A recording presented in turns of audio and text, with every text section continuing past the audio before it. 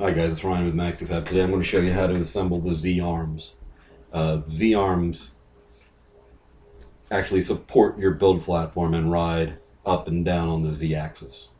Hence the name Z-arms. Alright. You have two different types. You have the Alpha and the Bravo. The Alpha has a very big hole. The Bravo has a much smaller hole. This is an older model, but it's functionally identical. The way this works is you get your plastic piece, you would press your 5/16 nut into it. That's done. The Alpha piece is a bit more complex. In fact, it has a much wider gap. For this piece, you have to insert two 5/16 nuts with a bit of space between them. They'll fit in there just nice. And then you have to take a spring and fit it in between, which can be a pain, but it comes together pretty nicely if you take your time with it. And there you go. You might wonder why two in a spring and a single on the other. Since I don't have a piece of 5/16 threaded rod as a lead screw to show you, because it's all installed in machines, 5/16 carriage bowls will do the job just nicely. So,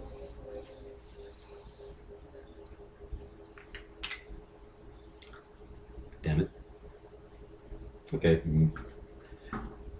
this has a different thread on it. Well, the simple reason is a nut has naturally a bit of play, and the way the Maxifab works is you're supported your build platform is supported at opposite corners just fine.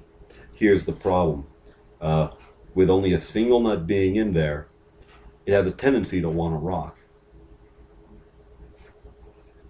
That's bad, because what a tendency to rock does is it starts bringing in that sawtooth pattern you see on some prints. So you want to completely eliminate that. So to eliminate it, we did this. With two nuts and a spring inside, when you screw in your 5/16 rod, remind you, when you put it in, it won't just thread into the next one. And if it does, you got lucky, because that never happens. And we just got lucky. But with two nuts in there, separated by a spring, the spring actually forces the nuts apart, and forcing the nuts apart applies pressure to the threads, and suddenly you have like zero tendency to wobble, and it's really captive. Why don't we use these on both sides, you might ask? This design puts quite a lot of stress on the pieces. So what happens is, it locks it in there really tight, but if there's any play or wobble or anything in your couplings, it amplifies it. So the compromise was go with one of these Alpha arms, and that'll eliminate the flex. The second piece, the Bravo arm, what this does is it doesn't really act as a stabilizer. What this does is it just acts as a linear drive, not as a stabilizer. So when you see the two parts together like this, they'll move up and down. This one might have a tendency to wobble, but this one will lock it solid.